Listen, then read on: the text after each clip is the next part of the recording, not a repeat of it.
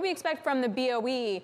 And what's that going to do to the gilt market? Because are they going to be forced to kind of keep going even if the economy is slowing, inflation much more persistent there? Yeah, I think in many ways, Guy was right that the Bank of England have an extremely tricky task at the moment in that inflation is remaining far higher and more persistent than many other developed markets. And it's certainly behind the Fed and other major central banks in terms of its cycle. I think given that the persistence of inflation is something that the Bank of England is definitely watching, and if you look at the tightness of the labour market and other economic indicators as well, we do think that it's likely that the Bank of England will hike again next week. And when you mention the gilt market, I think the market has already sort of repriced and pushed out when it thinks the Bank of England will actually be able to pause. I think now it's pricing in more of a 4 3/4 to 5% rate level.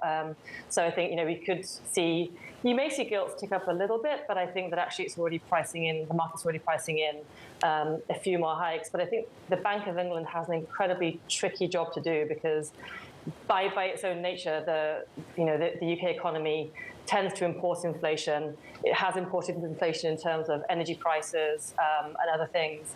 And so it has a very, very, very tricky situation. And I think they really are going to focus on the inflation, how persistent it will be. We do expect that to start to roll over in coming months, but it's hard to see when that will really come through. As in other economies as well, inflation is remaining stickier and higher than we would have otherwise expected. If the Fed is able to pause, how can the BOE and ECB actually keep hiking? Like, what does that do to interest rate differentials?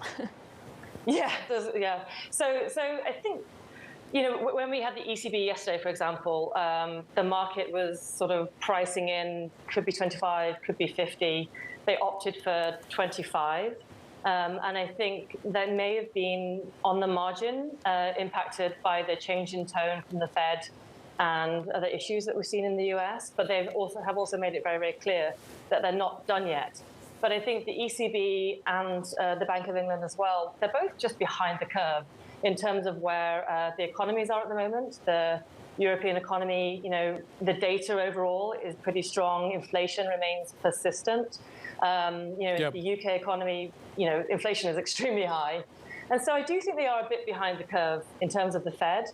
But I think in terms of the ECB, for example, we've just seen them moderate a little bit, which makes sense, going from 50 basis point hikes to 25 as they come very data dependent as well on where the next move may be.